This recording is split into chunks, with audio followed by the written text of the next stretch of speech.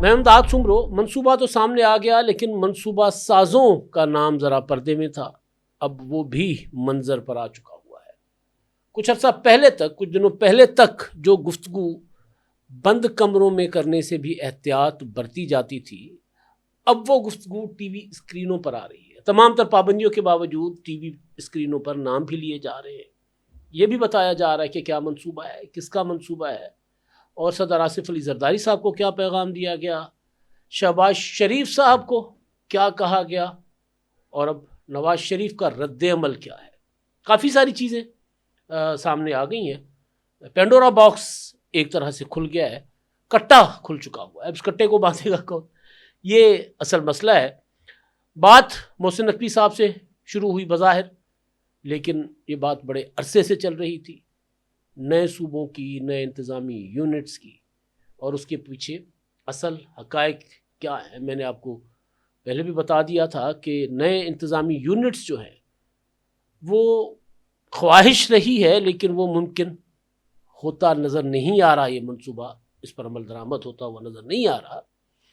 तो नए सूबों का डर देकर बुखार पर आमादा करना, यानी मौत का डर देकर बुखार पर आमादा करना, NFC 28वीं तरमीम, ये असल मंसूबा है। मोहसिन नकवी साहब की तकरीर और उस तकरीर पर तरह तरह के तबसरे, बल्कि मंसूर अली ख़ान साहब तो कहते हैं कि जी चंद माह पहले एक ताकतवर तरीन शख्सियत ने उनको मुलाकात में बताया था कि हमने ये तो करना ही करना है। पाकिस्तान की 25 करोड़ आबादी में सिर्फ 5 लोग इस पर नहीं मानेंगे, बाकी सारी की सारी कौम जो है वो इसको तस्लीम कर लेगी। अब वो 5 लोग कौन है जी? नवाज शरीफ, शहबाज शरीफ, मरियम नवाज, सदर जरदारी और बिलावल भुट्टो। ये उन्हें कहा गया मंसूर अली खान साहब को। यानी बात बहुत पुरानी थी, अंदर खाते ये बात होती रही होगी।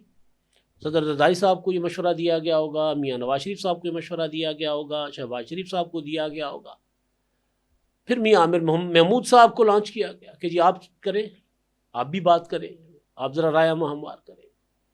फिर मुत्तहिदा कौमी मूवमेंट वालों को कहा गया कि आप ज़रा पीपल्स पार्टी के ऊपर दबाव डालें, माहौल बनाएं कराची में कि हमें कराची अलग करके दें, कराची वफाक को दें।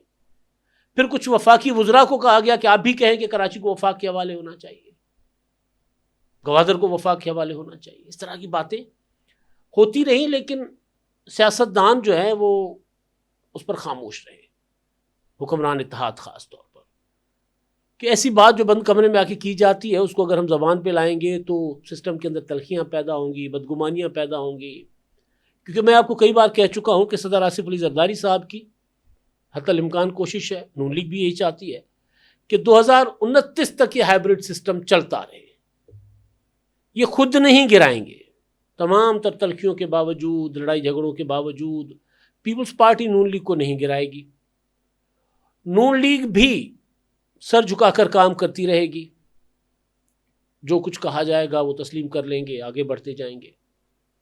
क्योंकि बार बार के तसादुम ने मुल्क को यहाँ पहुँचाया है, ये मुदाखलतों ने इस हाल पे पहुँचाया है, और इल्ज़ाम जमहूरियत पर दिया जाता है जी, कहा जाता है कि जमहूरियत के कोई और तरीके भी हैं दुनिया में। मोहसिन नकवी साहब ने कहा, वरना एक रेड लाइन तो है जो क्रॉस हो सकती है, लेकिन वो नहीं करना चाहते, यानी एक धमकी।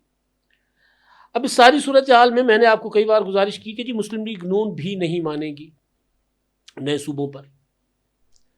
अब क्योंकि पीपल्स पार्टी का मौक़िफ़ बड़ा क्लियर है, क्योंकि वो अगर ये बात करेंगे जिस तरह नून लीग वाले कहते हैं ठीक है जी अगर सिंध में बनते हैं तो हम भी तैयार हैं, तो पीपल्स पार्टी वाले ये बात कर नहीं सकते, क्योंकि सिंध में ये गुफ्तगू शुरू होते ही एहतजाज शुरू हो गए। कल एक अयाज लतीफ़ पलीजो ने एहतजाजी मुजाहरा किया था। अब आप देखेंगे 2-3 दिनों में सिंध से जो आएगा एहतजाज की लहर जो उठेगी।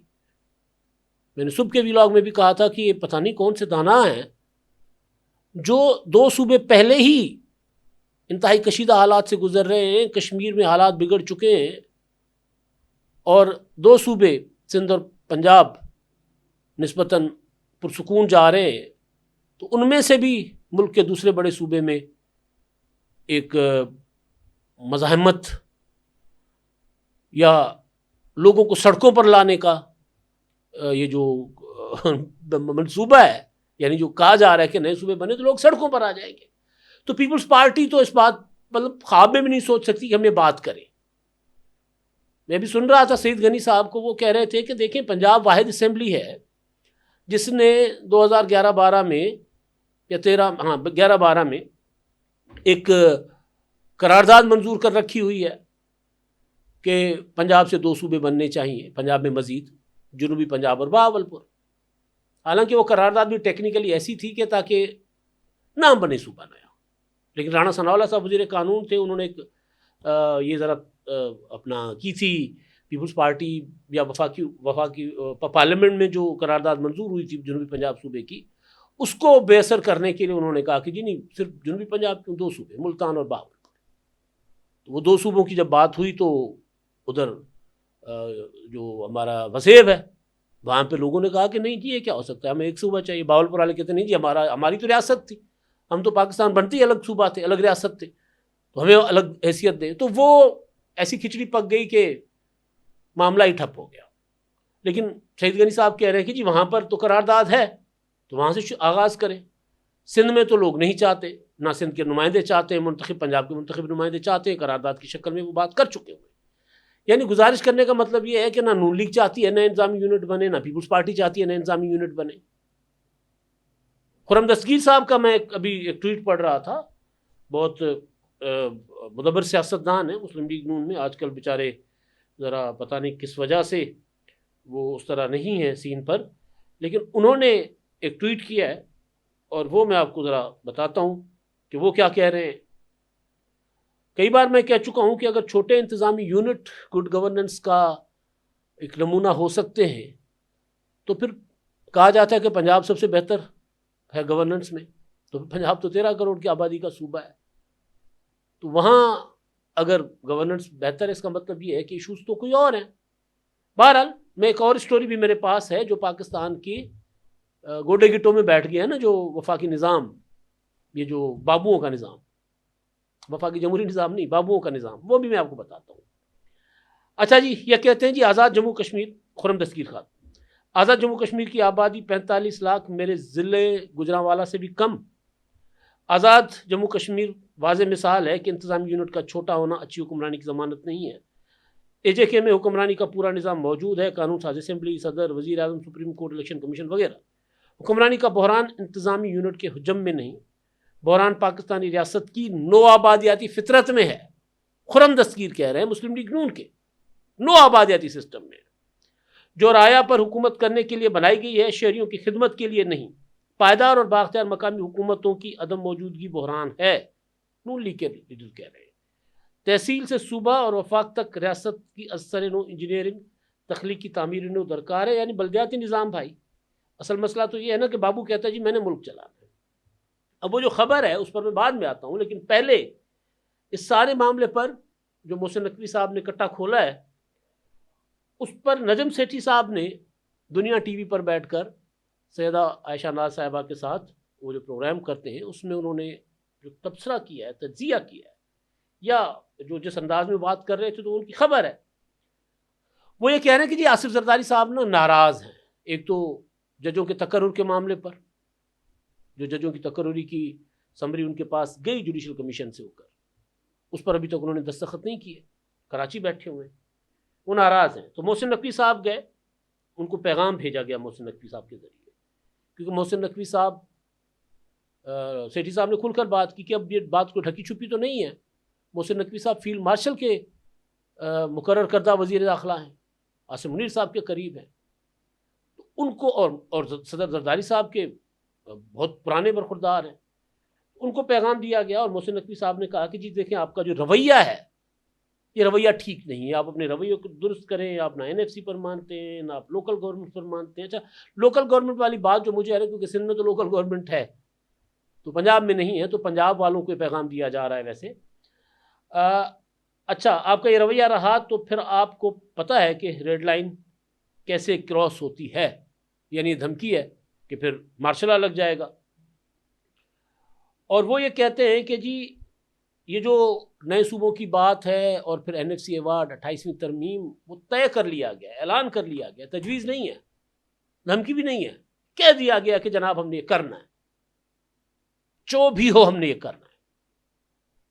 फिर वो आयशा नाज साहबा सवाल करती हैं कि अगर पीपल्स पार्टी ना माने, अच्छा हाँ, ये भी सेठी साहब ने कहा कि मोहसिन नकवी साहब ने शहबाज शरीफ साहब को भी कहा कि जी देखिए मेरी ये ड्यूटी लगा दी गई है तो मैं तो बात करने जा रहा हूँ। शहबाज शरीफ साहब जिनकी ड्यूटी मोहसिन नकवी साहब कर रहे हैं, शहबाज शरीफ साहब भी उनकी करते, तो शहबाज शरीफ साहब ने कहा होगा कि ठीक है जी तुम कर लो, बात देख लांगे। वो सवाल था कि जी वो इस्तीफ़ा क्यों नहीं लेते, अगर उन्होंने अपनी हुकूमत पर चार्जशीट अपना चार्ज फ्रेम किया, अपनी हुकूमत पर इल्ज़ाम आयद किया कि सिस्टम नाकाम है जिसका वो खुद हिस्सा है, तो वज़ीर आज़म को तो चाहिए उस वज़ीर को निकाल दें। तो उन्होंने कहा नहीं ऐसा नहीं है ना, शहबाज शरीफ साहब भी ये अपॉइंटमेंट दोनों की एक तरफ एक ही जगह से है। ये सेठी साहब ने इस अंदाज में उसका तज्जिया किया। तो उन्होंने कहा, सरदार जरदारी साहब को भी मोहसिन नकवी ने ये जाकर कहा कि देखिए मेरी ड्यूटी लगी है, आप बुरा ना माने, मुझे कहा गया है तो मैंने काम करना है।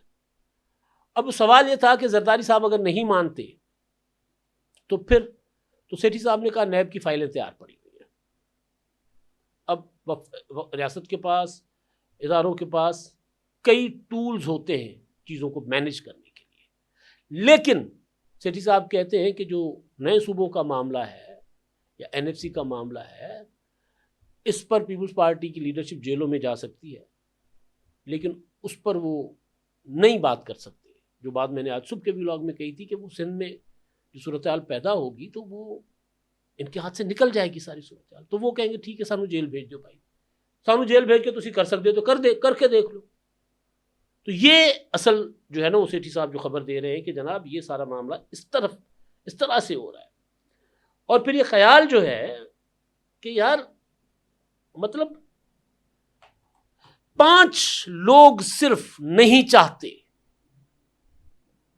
कौन, 3 शरीफ खानदान के और 2 जरदारी खानदान के, भुट्टो खानदान के, ये नहीं चाहते। यानी बुनियादी तौर पर जो नई क़यादत की बात मोहसिन नकवी ने की थी कि ये इन जो सियासी खानवादे हैं या जो इनका असर रसूख है पाकिस्तान की सियासत पर, बुनियादी तौर पर इनके मद्दे मुकाबिल पहले इमरान खान साहब को लाया गया था, इमरान खान साहब नाकाम हुए, इमरान खान साहब तो लाने वालों को गले पड़ गए, तो इनकी जगह कोई और नई क़यादत पैदा की जाए। इनको पहले पार्टियों को कट्टरसाइज किया गया। पीपल्स पार्टी पाकिस्तान की वफाक की जमात थी, मोहतरमा की शहादत के बाद पीपल्स पार्टी ज़्यादातर सिंध तक महदूद हो गई, पंजाब से चंद वोट लेती है कि बलूचिस्तान में भी एक आधी सीट पीपल्स पार्टी लेती रही है। गो कि इस बार पंजाब बलूचिस्तान में पीपल्स पार्टी की हुकूमत है मुस्लिम लीग नून के साथ मिलकर, लेकिन वो भी कैसे बनी सबको पता है। तो पहले पीपल्स पार्टी को सिंध तक महदूद किया गया, मुस्लिम लीग नून का तो कभी भी इंटरेस्ट नहीं रहा जीटी रोड से या पंजाब से बाहर, लेकिन इमरान खान साहब की पार्टी जो है वो, इसमें कोई शक नहीं है कि मुल्क पार्टी बन गई, वो जेल में पड़े और उनकी पार्टी बिल्कुल गैर फाल है। तो अब इनको सिंध के अंदर भी महदूद कर लो, पीपल्स पार्टी के जो लीडरशिप है कि सिंध के अंदर भी एक आध ज़िलों तक इनको महदूद करो, मुस्लिम लीग नून को लाहौर तक महदूद करो, नवाज शरीफ को, ये प्रोजेक्ट है।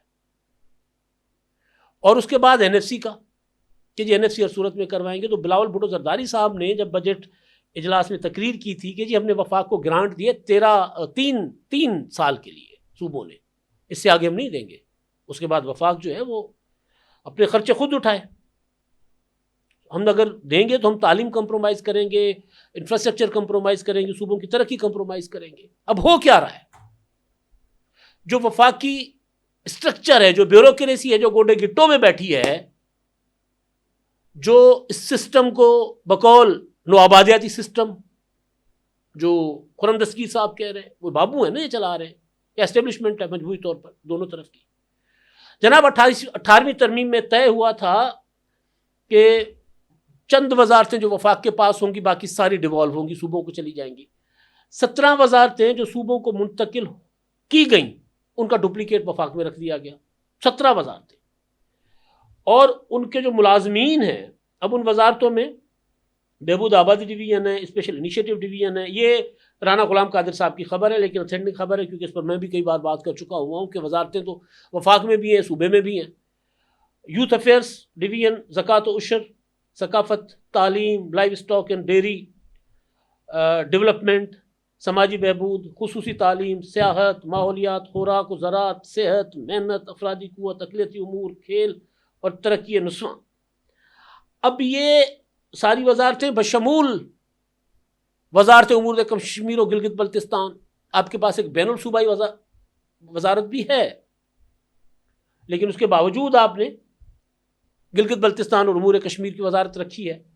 तो इसमें 50,000 से ज़ायद 50,411 मुलाजमीन थे। सिर्फ 6,696 मुलाजमीन को सूबों को मुंतकिल कर दिया गया, यानी कोई 40,000 के करीब मुलाजिम या 45,000 अपना 44,000 या 43,000 के करीब मुलाजिम आज भी वफाकी बजट के ऊपर बोझ बने बैठे हुए हैं। डुप्लीकेशन है। और फिर वो बिल्डिंगें, उनका खर्चा, वो गाड़ियाँ, वो सारा कुछ ये कर रहे हैं। तो जब तक ये चीज़ें डुप्लीकेशन ख़त्म नहीं होगी, भाई इंडिया हमारे साथ ही मुल्क के मिसालें देते हैं कि जी इंडिया ने तो नए सूबे बना लिए। भाई इंडिया में बिजली सूबाई सब्जेक्ट है, सूबे देखते हैं अपने, रियासतें देखती हैं अपनी बिजली को। इंडिया में जो वफाक के पास जो डिपार्टमेंट है वो सूबे में उस तरह नहीं है। दुनिया ने जो तजुर्बे किए हैं जिससे वो कामयाब हुई है, आप वो तजुर्बे क्यों नहीं करते? आइन पर अमल करके देख ले, आप कामयाब हो जाते।